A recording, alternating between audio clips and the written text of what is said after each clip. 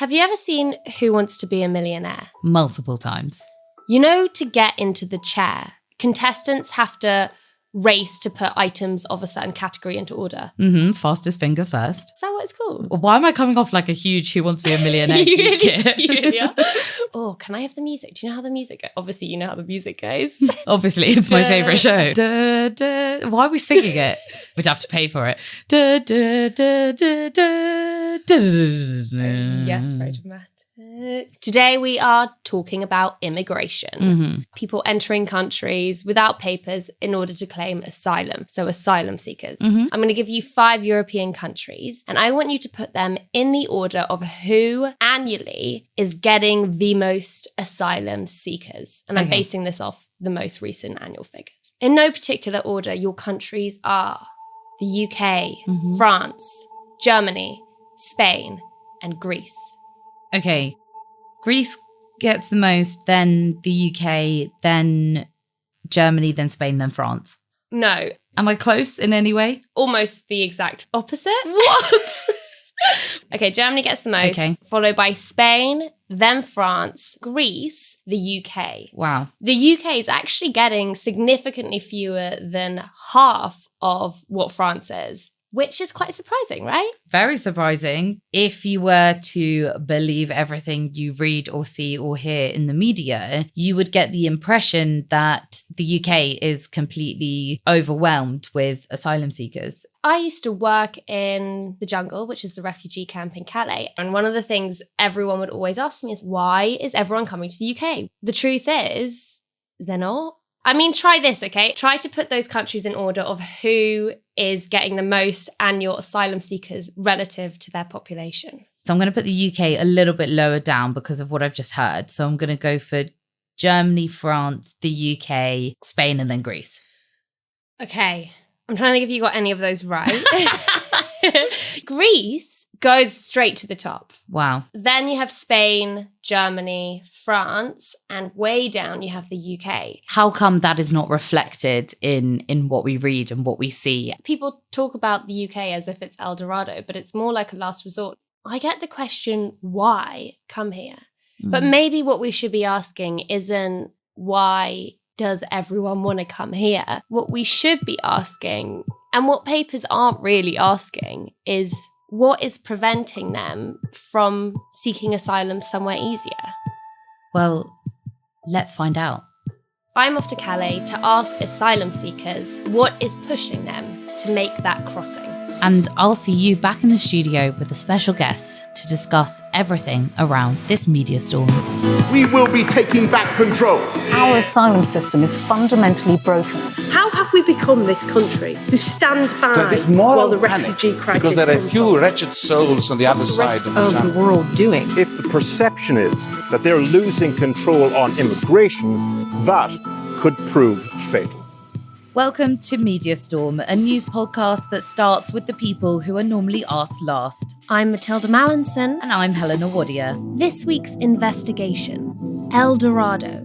Why do refugees love the UK? Mesdames et messieurs, votre attention s'il vous plaît. Headlines about channel migrants often start on our horizon, but the real news story lies beyond. On the outskirts of France's coastal towns like Calais and Dunkirk lie ramshackle refugee camps. If you want to understand why people are coming, there's one place to start. The jungle.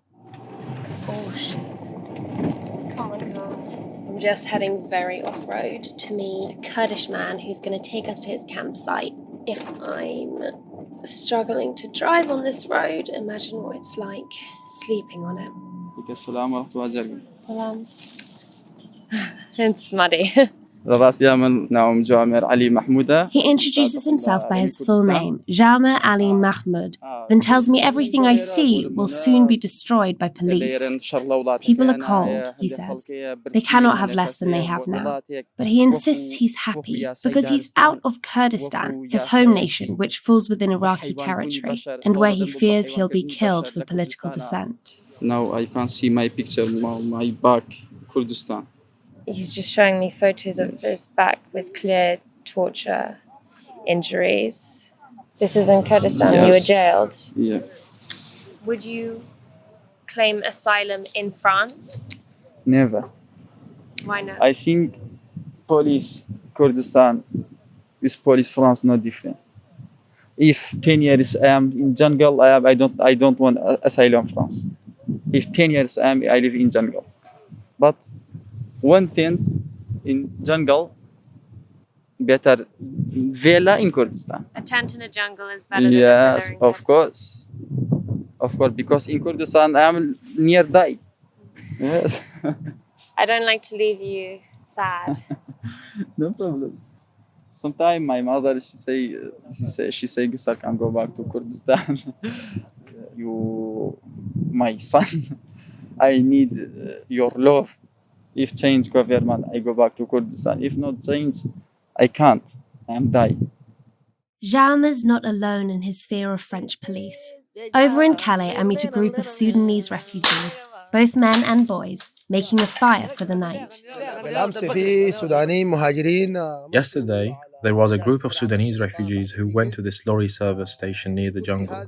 They call it the Station of the Devil. A security guard let his dog loose and he chased them, bit someone and drew blood, while another man fell and broke his leg running away. I asked the UK to take all the Sudanese and refugees from the jungle.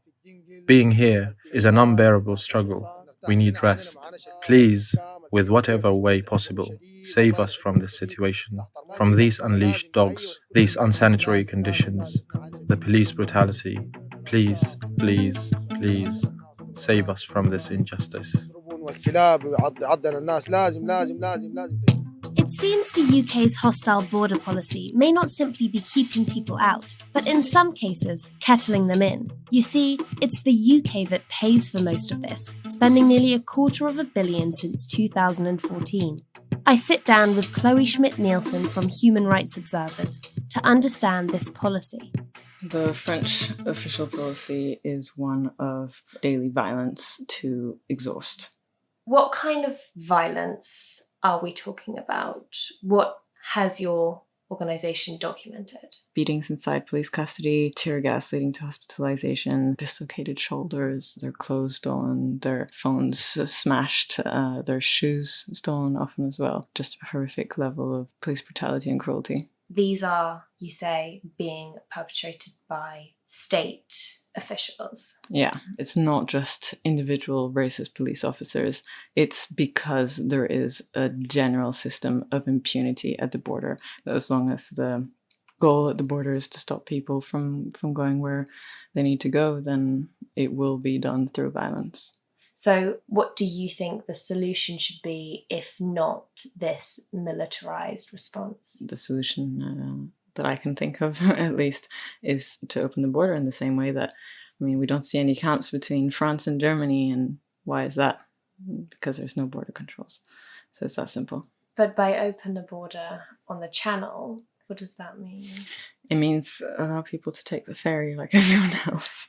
So for a lot of listeners, this would seem like a very radical policy, but maybe when you've seen the extreme violence that you have as a result of securitized borders, you will be led to more extreme conclusions. Exactly. Backlogs at the border affect locals too. While we're here, let's see how they feel. I want to help these people because all of us could be in the same situation, but they still have to respect the country in which they are staying. Sometimes they just break the window of abandoned buildings and go inside it. Vous me dites? C'est bon? Oui, c'est bon. Oui, donc je m'appelle Pascal. My name is Pascal. My heart is with these people who are in pain and are starving. I'm here to support them. Bonjour, donc je m'appelle Stéphanie Dumont. My name is Stephanie Dumont. It's a bit annoying when the migrants block the port on the motorway, which has happened in the past. Some are kind, some are not, but that's like the French. As a country, I do think we're becoming more and more racist. De plus en plus. Of course, some people do apply in France, and then they get rejected. Either they're fake refugees, as some politicians and media claim, or safe countries simply aren't offering enough spaces for everybody. The consequence? Overspill. My name is Ali Reza. I'm 28 years old and I'm Iranian. I went to Germany and I applied for asylum in Germany. It's so amazing. I don't know why. In 9 months, they send me a letter. You must go back to Iran. We understand that there isn't any reason for you to stay in Germany. While I know my life is in danger in Iran. After that, I applied for asylum in France. They said, no, you must go back to Germany. Everybody in English citizen, I see in some Twitter pages, you're economical migrants or something like this. But we don't have any other way. I'm not idiot to cross the channel while I know it's dangerous. I know it's dangerous. But when I don't have any other ways, how can I do? Being homeless while you had a place in your country, you had a normal life. We had respect, we had everything. You just are thinking about go, go, go, go. Greece, go. Germany, go. France, go. Here is not your place. Can I ask, when did you learn to speak English? My mother told me, you must learn a second language. For the moment, English is the most important language in the world. Do you speak any French? Yes, a bit. And do you speak any German? Yes, I do. And do you speak any Greek? Yes. That's very impressive. Yeah. Actually, I don't know if you know about Prophet Solomon. There is a story in Quran about Prophet Solomon. He could speak all of the languages and also even with the birds, with the animal. I would like to learn all of the languages. It's so fun. Oh, bonjour, comment allez-vous? Blah, blah, blah. Hello, wie geht's? Alles gut? Yassas, tikanis. There you go, the whole medley. Yeah. France isn't the only safe country in Europe that people are coming from. Ezra and Bahir, who are using pseudonyms to protect their children, are seeking refuge from Iraq. They're at square zero of the UK's asylum process. For them, it's a huge step back. They were in Austria for 5 years, and they had hope, Ezra tells me. Going to school, learning German, making friends. They stayed through xenophobic abuse, through years of limbo. They stayed even when something really tragic happened. The accident happened, this mistake happened 26th of December 2017. Ezra had to go to hospital for a chronic illness. They didn't let Bahir in the ambulance with her, and at this time Ezra spoke no German. And then they performed an emergency operation, a warning that this interview is distressing. First 4 months she was not move anything from her body, just the head. After 6 months she's just start to move toe. Ezra was left paralyzed. 2-3 times she tried to kill herself.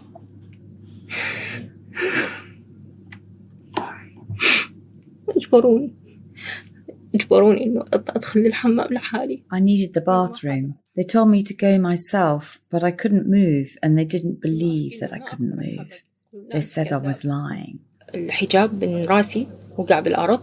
hijab fell off, and I asked for it to be put back, but no one responded. No one did it. They just didn't care. They took off all my clothes to run tests. Then they left the room, and I asked for them to cover me or to put my clothes back on, and they didn't. They just left me like that until the morning. 2.5 years later, Austria rejected their asylum claim. We lost her health. We lost her rights. Some people, they say political decision. Another people, they say they have just enough number from asylum people, but they not care about the human rights. This is the point. That's how they ended up in a dinghy on the Channel. You move country to Austria, from Austria to Germany, from Germany to France, from France on the sea to UK. This is hard. We thought about health of my wife and future for my children. We don't have rights in our country. We need building our life. We're not waiting to take something. No, never. I need to build the future of my children. I need to make my wife healthy. If it's possible, I can work, and that's it. We not ask about something impossible, just a human right for people. To turn the page of Austria and open a new chapter here and live here in safety, God. نعيشون بأمان إن شاء الله. There's one more story I want to tell you, and I'm sorry for the overload, but understanding what is really meant by a broken asylum system is a lot more complicated than many media imply. This is the story of two Afghan sisters, separated by borders. Sonia, a British citizen, brought to the UK by her husband long ago, and Atiye, a 16-year-old girl. She is fleeing forced marriage to a 70-year-old man. She said to me, "They sold me, and I will kill myself on the wedding day." We're using their first names only to avoid attracting their family's attention. Sonia has tried everything to bring Atiye over, but the Afghan resettlement scheme hasn't responded to her appeal, and the UK's child resettlement scheme ceased last year. I sit down with Sonia to call her sister, who's in hiding. Please answer my phone. When was the last time you heard from her? This morning. Honestly, if anything happened to her, I won't be alive anymore. The guilt that I haven't done enough for her. Finally, we get through. دنی از اینکه آدمایی که من بهش فروختن من پیدا کنم. Yeah, she's saying the reason that I don't want to go out of my room, I'm scared that the people that I've been sold to them, they find me. نمیفهم چیکار کنم که بهش تو برسم. چیکار کنم اینجا اگه نمیفهم چیکار کنم. She's saying I don't know what else to do. Just my only hope is to be with you. Atiye mutes herself so we don't hear her crying. She's just turning 16, but deep down of her side, she's very depressed. And also in Islam, the girl should not die virgin. So what they do first, they take your virginity and then they kill you. Just help my child. I am not going to call her my sister. She has only me. I think there are three things to understand. Firstly, few are making beelines for the UK. For many, it's a last resort. Secondly, to apply for asylum, you almost always have to get here first, illegally. And thirdly, compared to other wealthy European countries, not that many people are coming. So why do we think they are? And is the media responsible for this myth? Perfect. One man who thinks so is Professor Joseph Teye, calling us now from the University of Ghana. So this is a belief that is held by many people in the global north. The media has then put out that narrative as if there is a mass exodus to Europe. And people are even thinking that if we are allowed, everybody will move to Europe. But this is not true. It's coming from the fact that they are seeing only just a small side of the issue, only those arriving. They don't see the other side where other people are moving to. These are some of the things that need to be decolonized or need to be reformulated. And that brings us to part 2 of our podcast. Thanks for sticking around.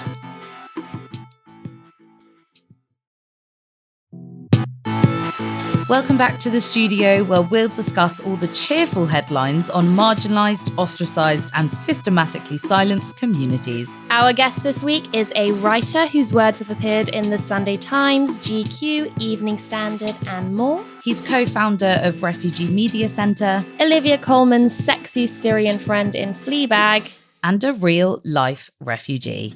It's Steve Ali! Welcome! I did not see that coming. Which bit in particular? Olivia Colman's what? Sexy? Well, we only tell the truth on this podcast, Steve. Yeah, that's our job. So, Steve, what did you think of that investigation that we've just heard? The UK is really, really obsessed with the idea of being invaded. There is something really strange about it. Politicians talk about everyone wants a piece of us, everyone wants to come here. There is this arrogance and self-obsession that I have noticed in being in this country. Well, that is definitely not the perspective you get in your average mainstream media report, which is why we need to hear from more diverse voices, and specifically from people with lived experience of the issues being discussed, which brings us on to what Media Storm is all about. Media Storm is a podcast that seeks to provide the balance to the mainstream media. So some mainstream medias often forget to speak to people with lived experience of the issues, and these people tend to be from minority groups. So we want to provide a space for those people often found caught in the eye of the media storm.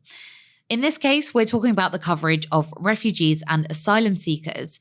So I think what we tend to hear in the mainstream media is stories of record numbers of migrants crossing the channel. But do you think, Steve, that there is a tendency to speak about those seeking asylum without really thinking about who those people are? I think it's very agenda-driven. One of the most pervasive and most effective ways and ignorant ways of uniting people is creating a common enemy. I think that's what our governments have been doing in Europe. The rise of the far right, it's all about creating this fear, those dangerous creatures that are invading us. And I think what's important to note is the language. The categories of refugees, asylum seekers, immigrants, migrants are frequently used interchangeably by journalists, right? And they don't all mean the same thing. And often, regardless of the political stance of a media outlet or a newspaper, they tend to use the same terminology as each other because certain topics start trending and they want to get those hits and those likes and those views. So they start all using the same language in order to compete with each other. Yeah, I think let's have a little vocabulary 101 because I think it's really important for readers to know the meaning of the words being used when they're reading about immigration in the news. So the term refugee literally means anyone who's fleeing conflict, persecution, natural disaster. But legally, it only refers to people who have been granted protection status by the country they've applied for asylum in. So if someone is referred to as a migrant, it doesn't mean that they're not a refugee. A term that editors are very relaxed about using is the term illegal immigrant. Legally speaking, there is absolutely zero statutory criminal offence against entering a country without papers if you are applying for asylum. And statistically, most of the people coming across the channel in dinghies do apply for asylum. So when they're referred to as illegal immigrants, it's actually incorrect for most of them. Steve, I don't know, I wonder if you have any thoughts about whether there is damage being done because of that. The word illegal has very negative connotations. It implies crime, implies wrongdoing, and completely takes out any sense of empathy. There certainly is an agenda behind that. Do you think it is an agenda and or a lack of knowledge from some journalists? I think if we were going to give the benefit of the doubt, I think you can only give it for a certain period of time. But this has been going on for years now. I raised this with the editor at a paper I previously worked at.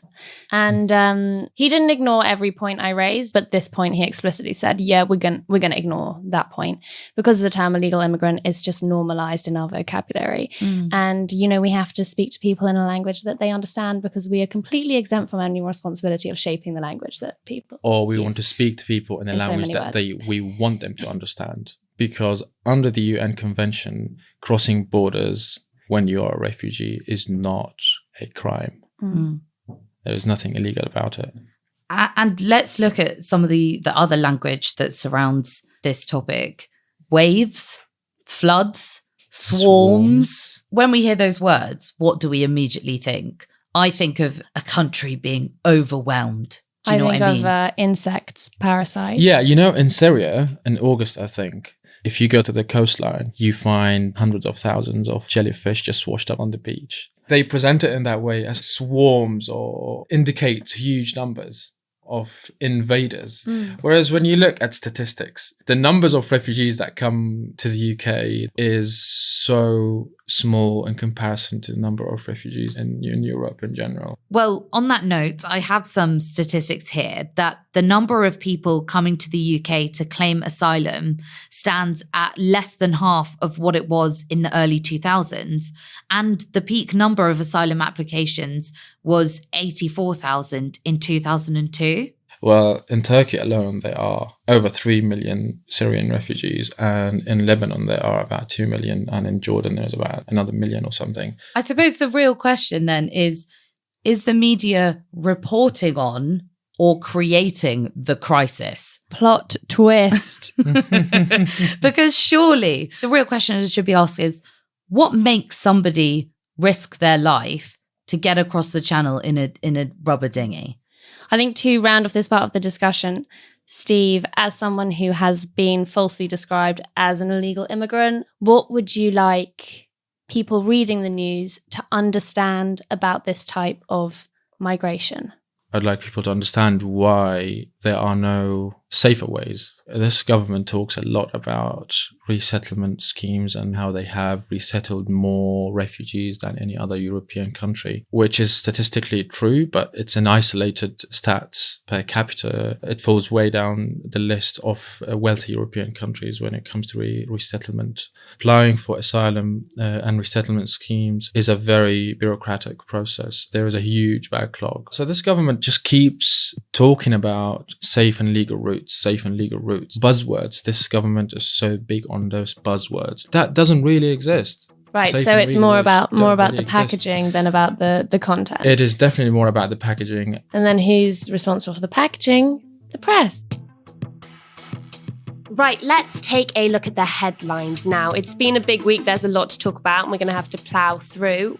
Well, while we're talking about the coverage of asylum seekers and, like you said, the misinformation that often does the rounds in the mainstream media, I wanted to talk about how on BBC Politics Live a week ago, the head of media at the Institute of Economic Affairs, which is a think tank that has been known to have some quite right-wing leanings, she said on live TV, "If you cross in a dinghy boat, then you are an illegal immigrant. That is a fact." Now, she was quickly corrected by a Labour MP who was appearing alongside her on the show, but she, continued to maintain her apparent fact. Once again, this is just an example of somebody invited to speak without any lived experience or apparently any idea of basic immigration law. She refuses to accept that crossing the channel to claim asylum is not a crime in any way under any international law. That is not a crime. That's completely legal. And the fact she refuses to accept that is just so indicative of how rigid and how filled they are with their own biases and their own agenda and propaganda. And crucially, around that table, there was not anyone with lived experience to provide any form of response to the vast assumptions she's making about the psychology driving people onto those dinghies. Honestly, it's like getting Gordon Ramsay on to talk about meditation techniques or Piers Morgan to talk about transgender people. Yeah. Oh, wait. Oh, wait. Have you ever seen a report that doesn't have Piers Morgan in a discussion? That's a later episode, guys. That's later. That's episode 4. And it's like a lot of people who go and read a few Reddit threads and become experts on, the pandemic and virology and all of that. It's just the same kind of people. This population of people coming across in dinghies has been lumped in with another category this week, following the bombing attack in Liverpool by Imad al-Suelmin and the coverage there. Did anybody see the Daily Mail comment by Dan Wootton directly linking dinghy arrivals to this attack? Yes, I'm going to read out the headline. The atrocity Liverpool so nearly suffered, the thousands of undocumented migrants hitting our beaches every month, and the establishment conspiracy of silence that puts us all at risk. So when I read this title, it just seems so dramatic to me, and obviously straight up linking it to the migrant crossing and the channel crossing, and I instantly thought about this whole thing we had earlier this year about send in the Navy battleships to intercept those migrant boats and release the Kraken and all that. Like, what is happening? We are really forgetting who are these people that are on these boats. The refugees are rational people with agency, but acting out of necessity. The authorities themselves said that they don't know whether there is a link between the suicide bombing and the hospital or the church around the corner. And then you get the self-appointed DCI Dan Wootton with his full-blown crime thriller type analysis on what the suicide bomber was trying, the moronic monster. Yeah, there was a lot of misinformation circulating at the start of this episode.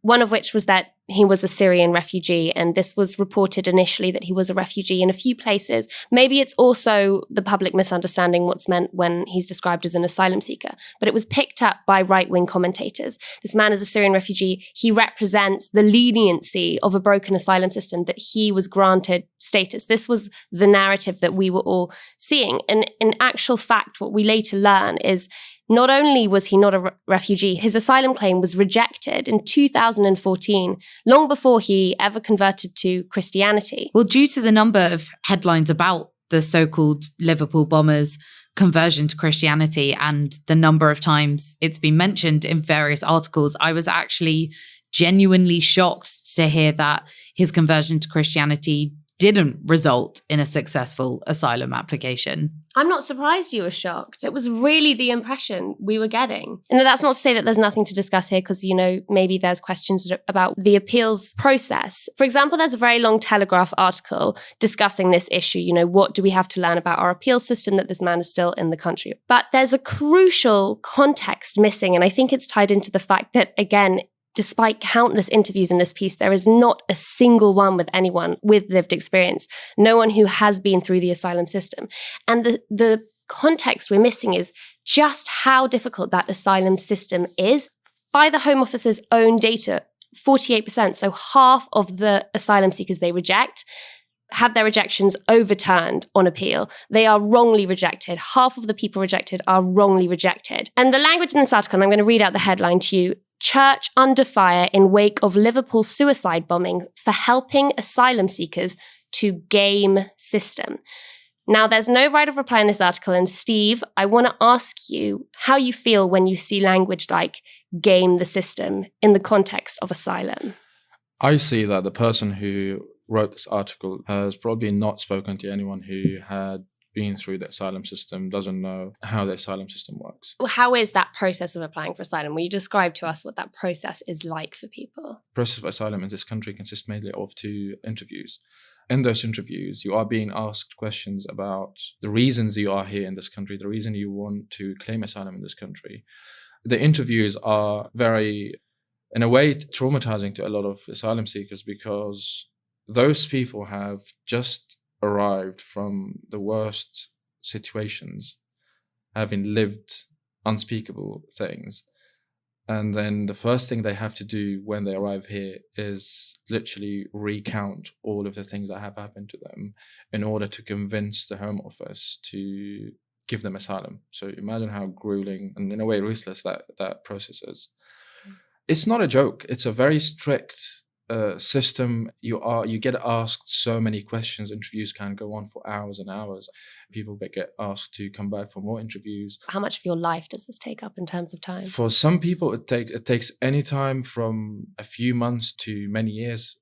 I know people who are still in that limbo, just waiting for their decision, because the Home Office does take a lot of time to decide on these people's applications. I mean, refugees who have survived so many bad things, all they want is just gain a little of their dignity back. That's all. All they want is just be a normal person again. They want to study or work or whatever. No one is looking for an idyllic life anymore. No one is looking for that.